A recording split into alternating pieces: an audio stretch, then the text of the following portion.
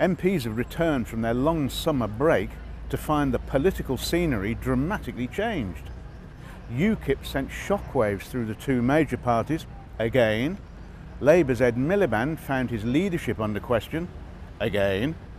And in the Commons, David Cameron was caught on the hop. Defections by Tories Douglas Carswell and then, on the eve of the Conservative Party conference, Mark Reckless, landed David Cameron with a serious migraine.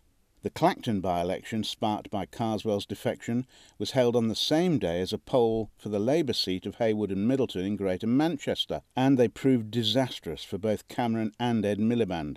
Carswell romped to an historic victory to become UKIP's first elected MP, and Labour's majority was slashed to just 600 as UKIP came within an ace of winning in Manchester as well. Suddenly nowhere seemed safe from the so-called People's Army, and all eyes turned to the next by-election in Mark Reckless's Rochester seat in the Tory heartlands. Cameron will throw everything into this contest on the 20th of November, because if he loses it, all bets on the Tories' election prospects and even Cameron's own future will be off. But things were little better for Ed Miliband, whose leadership was already under question after a disastrous conference speech.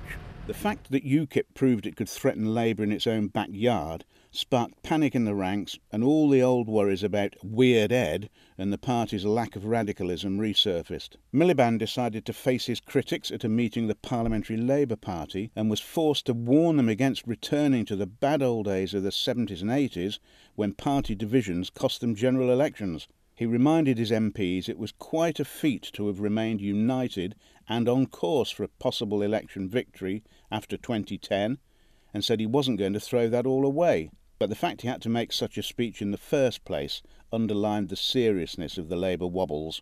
But in his first clash with the Prime Minister of the session, Ed Miliband had a little exocet up his sleeve. He referred to a recording of Welfare Minister Lord Freud saying some disabled workers were not worth the full minimum wage and should perhaps be paid only £2 an hour. That caught the Prime Minister unawares, and he instantly disowned the Minister, insisting that was not the policy of the government or anyone in the government, which suggested Lord Freud might already have been on his way out. But this was a free hit for Miliband, who claimed the nasty party was back with a vengeance. And rest assured, that recording will get plenty of airtime between now and Election Day. And that's it for this week. To keep up to date with all the politics from Westminster, go to ibtimes.co.uk.